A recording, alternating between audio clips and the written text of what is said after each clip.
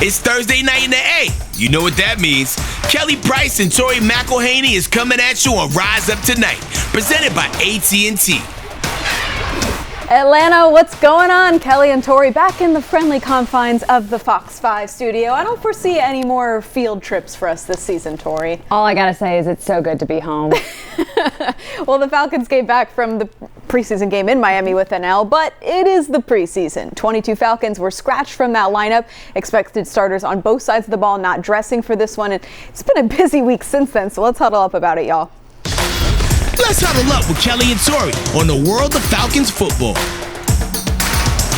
Gotta start with the debut a lot of Falcons fans and really football fans in general were waiting for, to see Michael Penix in an NFL game. Yeah, it was the preseason, but he goes 9 of 16 for 104 yards, no picks, no touchdowns through the air.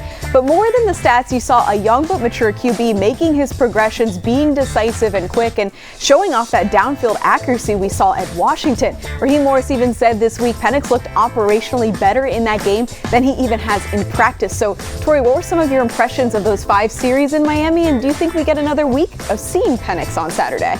Yeah, I don't think we've seen the last of MPJ in the preseason. I fully expect to see him in a very similar amount of time in Baltimore. As for what impressed me with Penix, well, it was the ease of which we saw him operate. To your point earlier, Kelly, we spoke to Michael Penix a little bit in the days leading up to that first preseason game, and he spoke a lot about how even though the Atlanta scheme differs slightly from what he was asked to do in Washington, the Falcons scheme fits him and his play style very, very well, even when the first or second read isn't there, which that was something that we saw in action a lot last week. Michael Penix Jr. just taking what the defense would give him. I like calling him MPJ. I'm going to have to file that one in my mind for later. All right, simply put, the Falcons are real banged up coming from Miami. Rondale Moore and Braylon Trice look to be lost for the year with knee injuries. DeMarco Hellams expected to miss a significant amount of time with his ankle ailment. That's a lot, Tori. So first, how does this kind of affect the receiver depth? So let's start with the receivers. They recently signed Jakeem Grant. The acquisition makes complete sense when you're comparing Rondale Moore's body type and skill set with Grant's. However, I wouldn't count out Casey Washington in this conversation either.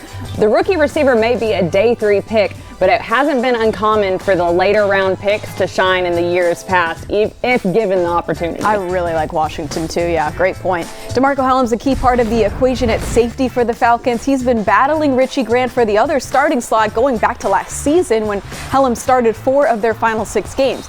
Which guys on the roster right now are poised to make an impression at safety? Okay, so you have to talk a lot about the guys who are behind DeMarco on the depth chart. So you're talking Micah Abernathy, Lucas Dennis, Dane Cruikshank. But if the Falcons move some money around, I wouldn't be surprised if a move that bulks up this depth is on the horizon. Ooh, speaking of moves, here's the part you guys have been waiting for. Former Patriots outside linebacker Matthew Judon coming to the A for the price of a 2025 third-round draft pick.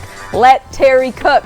Coming off the tough injury loss of a promising rookie in Braylon Trice, Judon immediately boosts this pass rush, Tori. Here's the thing. Acquiring a 4-time Pro Bowler is one of the best moves the Falcons have made this year. Judon brings with him 66.5 total sacks, a monster of a number. He's coming off, like you said, a season-ending bicep injury, but I would argue that his best days are still ahead of him the way that he was trending before the injury. And to your point, Judon is coming off at 2023. He was limited to 4 games, 2 starts due to that injury, in which he had 13 tackles, 4 sacks, 9 quarterback hits, 5 tackles for loss, and a safety. I don't think I need to remind anyone that 6.5 sacks were the most by any Falcon last year. So preseason, pre-schmeezen. The fellas were in mid-season form with their pregame fits in South Florida. We're walking in, presented by Wells Fargo.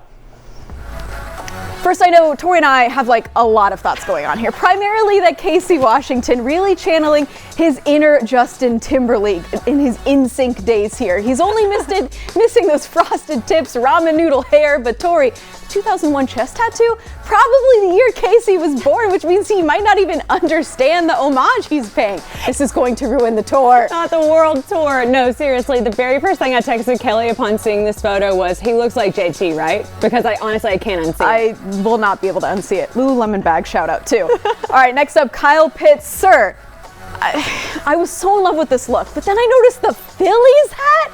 KP, a heart to heart from your fellow KP. I know you are from the Philly area, but this is Braves country, my man. That hat distracting from a very nice fit that I much enjoy otherwise. It's like, okay, we get it, you're from Philly, woo, but like, come on, bro, know your audience, and this is upsetting the audience. It is very upsetting. All right, sticking with the fun, colorful vibes, Liam McCullough, he got the memo. The Falcons were in Miami, and it's definitely giving like fun dad, and I really dig his rose gold, like kind of Jordans going on there too. No, I love it. We gotta give the long snapper some love. Yes. I think the last time that Liam was on the segment, he was actually wearing a Cracker Barrel sweatshirt. So Kelly, this is quite the elevation from Liam. That is a throwback, and I think you are right. Wow, Cracker Barrel. That was a long time ago. All right.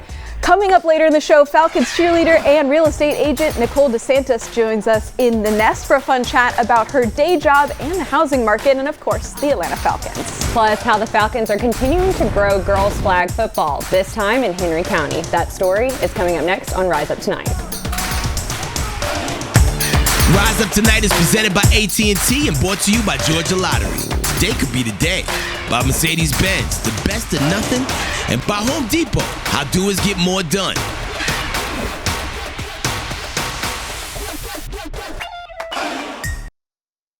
Falcons fans, do you ever wonder what's really on your favorite player's mind?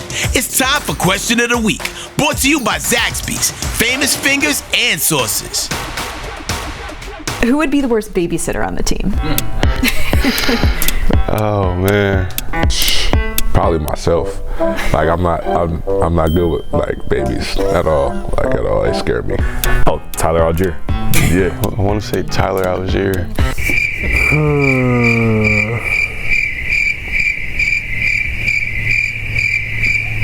They're so small and I'm big and they just scare me. As much as I love Tyler, like that is my brother for life, you know. But I might go on the video game and forget that there was even a kid or anything in present. I've never seen Tyler in a serious manner, almost. I feel like for my kid, I would want someone that's serious, like serious about the job, and you know, he'll definitely keep him entertained. That's for sure. Carlos Washington. Why? He's just got so much energy. Like if I want the baby to sleep, like if you want the kid to sleep, like he would probably keep it up. Just has so much energy. Oh man. There's nothing wrong with energy, but yes. Yeah, I gotta set the tone for the kid. That makes sense.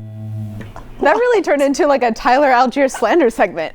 I don't know. Maybe because Tyler is just such like a ball of energy in and of himself. He's a kid. Yeah, and he's just kind of bounding around. And Jesse's point about being serious and Tyler not necessarily being super serious, like, okay. I would trust Jesse Bates with my baby, so mental note for all those Falcons. All right, well, Tori made a 53-man roster projection on AtlantaFalcons.com. Be sure to go check that out. But let's talk about some of the guys we're about to get a heavy dose of in these preseason games, right? The bubble players. Who are some Falcons we're going to see over the next couple weeks that have a legitimate shot of surviving that 53-man roster cut down? Yeah, so it's going to be tough, but some names to keep in mind are outside linebacker D'Angelo Malone, who showcased some serious special teams prowess in Miami, cornerback Anthony Johnson, who has made a very physical presence known that I can't help but take note of time and time again, and also, I'll say this, running back Carlos Washington, who Tyler Algier just spoke about, who I'm just going to be honest, everyone in that locker room loves. Which apparently babies don't love. The Atlanta Falcons have been one of the most fervent supporters of girls flag football in Georgia and elsewhere. This spring, the team presented Henry County schools with a girls flag football grant as we rise up for Atlanta, brought to you by Truist. The grant was presented by Falcons right guard Chris Lindstrom at Union Grove High School in McDonough. The money will support the launch of the school's first ever flag football program for girls at the middle school level for things like uniforms, equipment, refs, and all the other necessities for every middle school in Henry County. Lindstrom told us why he's excited to be involved with this effort. I had 3 sisters growing up who all played sports and had passion and loved football, and I know there's, millions of, or hundreds of thousands at least, of women fans of the NFL, and there's so many opportunities in our space now, and that going forward, I'm excited that flag is an opportunity to really include participation. Chris Lindstrom is another one I think I would trust with my baby. Definitely. All right, Definitely. One preseason game in the books, and it is time to award the Dirty Bird chain to Week 1's standout player. You like that is still to come. Meanwhile, Nicole DeSantis is in her homeowner era, and she wants all Gen Zers to join her in that. The Atlanta Falcons cheerleader and real estate agent joins us in the nest next. Welcome back to Rise Up Tonight. Let's head in the nest with Kelly, Tori, and this week's special guest, brought to you by Mercedes-Benz.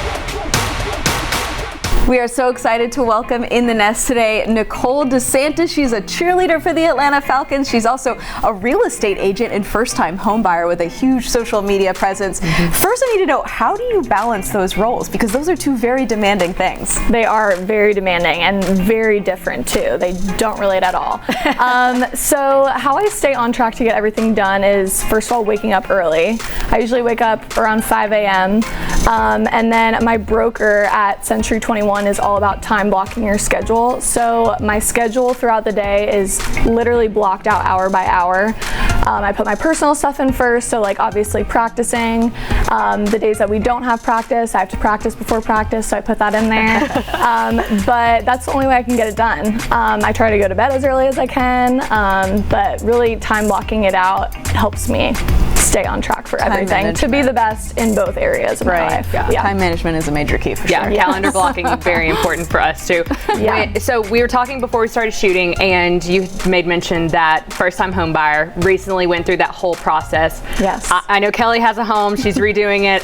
I've never bought myself a home. I'm still currently renting. So what advice would you give someone like me for first-time home buying tips and tricks? The very first thing I would do is reach out to a real estate agent. Even if you don't want to buy 2-3 years from now, it's never too early to start the conversation. It's a brand new world for you. You have absolutely no idea what goes into it, which makes it fun.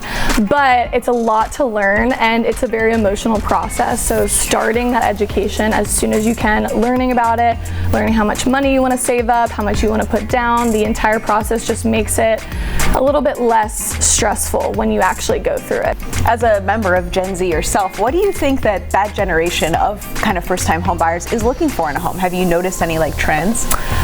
Yes, so this is actually my favorite fun fact about real estate. 19% of recent home buyers are actually single female. Love that. Yes, love that, myself being one. And the majority of that group were actually in Generation Z. Interesting. So the trends are people are starting to buy younger and younger, being more educated younger and younger, which is great. When they're looking to buy something, Atlanta's so great because there's such a big variety. If you want to start out in the suburbs because that's where you work, there's first-time home buyer options out there. If you want to be in the city and in a condo, way less maintenance. But there are so many different options for first-time home buyers out there, and I've been seeing them try all the different options too. It's not really a cookie cutter type of they want to be in this specific area or this specific type of housing. That's an interesting point about the Atlanta market, because there are so many options in so many areas, like you said. What's the biggest misconception among that demographic about buying a home? What's something that you wish you could just like shake people like, this is not true or this is true? Yes, so number one is they think that they can't afford it. But there are so many different options out there to help you buy your first house. And also the biggest education tip that I talk about on my social media is how bad it is to rent. So it's true. She's talking right at me. Don't at you. No, but I mean, every month you're renting, that money is going nowhere. It's going to your landlord's mortgage. So you're not building up that wealth, you're not building up that investment. And the main thing that I say is, this isn't your forever house. This first house you're gonna buy, you're not gonna be in it forever. Just get in a house as soon as you can. In 2 years, sell it. Let's switch topics a little bit and talk about your role, your second job as an Atlanta Falcons cheerleader. What is kind of the origin story of that? I've been dancing since I was 2 years old. It's been a huge part of my life, my entire life. I grew up, doing recreational dance, then I went into competitive dance, and that's when it really became my life. And then I went to college, like I said, at the University of South Carolina, where I danced on the dance team there for 4 years. And then I just knew I wasn't done. I needed to keep going. And at this level, it is very competitive. There are only a certain amount of spots. So I knew I was gonna have to fight for it for sure. I knew a few people from South Carolina that were on the Falcons, so they always I always kept my eye on them. And then also there's a dance convention in Vegas every year called Pro Action, and all of the pro teams go to it, all the college teams. So I went when I was in college and I saw the Falcons there, and I love their style and what they're all about, and it's a great environment. That's awesome. What's something you wish that all these fans watching knew about being a cheerleader? So there is a lot that people don't know about this world.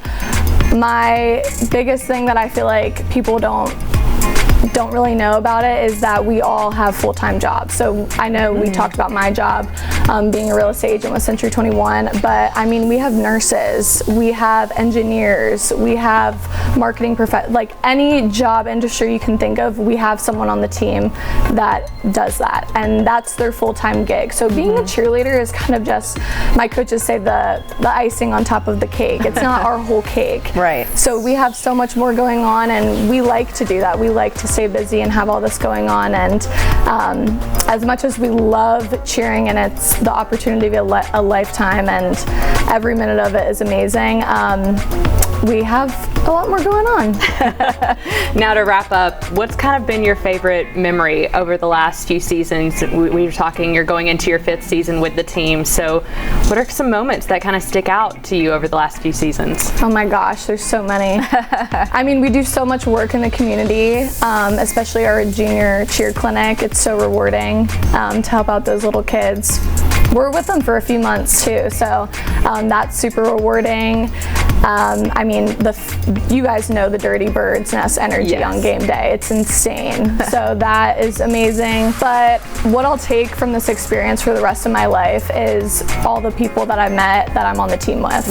I mentioned that I'm from Maryland, so when I moved here, I really didn't know anyone. And automatically, I have 40 friends, 40 brothers and sisters, actually. So just hanging out outside of practice, the camaraderie in practice, in the locker room, just going through it with people that are experiencing the same thing is the best part of it. That's awesome. Well, congrats on all your success. All the Falcons fans out there, make sure you find Nicole on the sideline, say hey, say what's up. She'll be killing it. Thanks so much for joining us too. We really appreciate the conversation and sharing all that insight. I'm sure so many viewers are going to get so much out of that. But thanks for joining us. You could catch the full conversation with Nicole on fox5atlanta.com, and we'll be right back on Rise Up Tonight. Hey Atlanta, this is Head Crack talking, and you watching Rise Up Tonight, presented by AT&T. Bringing you content all day. Big Kirkle wakes up dripping like this. Kirk Cousins with the chain. Oh yeah! I love it. I love it. I love it. You want to see me jog? You want to see me jog? Here we go. I'm jogging. You like that? You like that?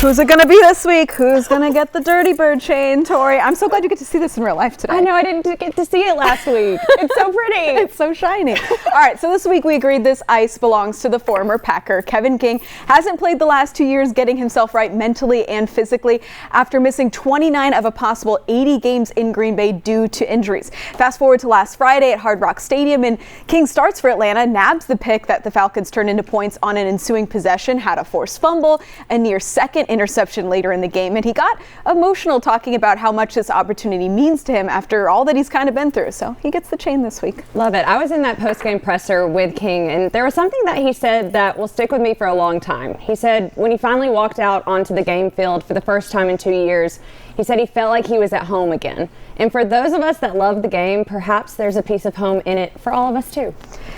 I also love to see him make that impact, especially, you know, we've had a lot of questions about what this secondary is going to kind of look like, and I think he's someone that could make a big impact even after this. Here's the thing. You look at Anthony Johnson, you look at Antonio Hamilton Sr., these are all guys that this cornerback, this DB room, things are really, really heating up as the preseason goes on. Absolutely. Well, thanks for staying up late with us.